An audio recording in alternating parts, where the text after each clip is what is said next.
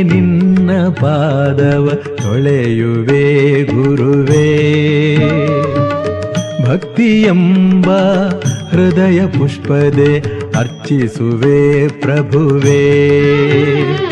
ಕಣ್ಣ ನೀರಲಿ ನಿನ್ನ ಪಾದವ ತೊಳೆಯುವೆ ಗುರುವೇ.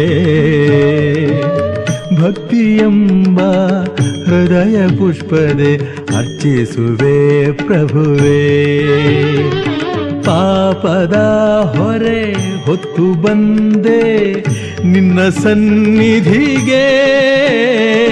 ಪಾಪದ ಹೊರೆ ಹೊತ್ತು ಬಂದೆ ನಿನ್ನ ಸನ್ನಿಧಿಗೆ.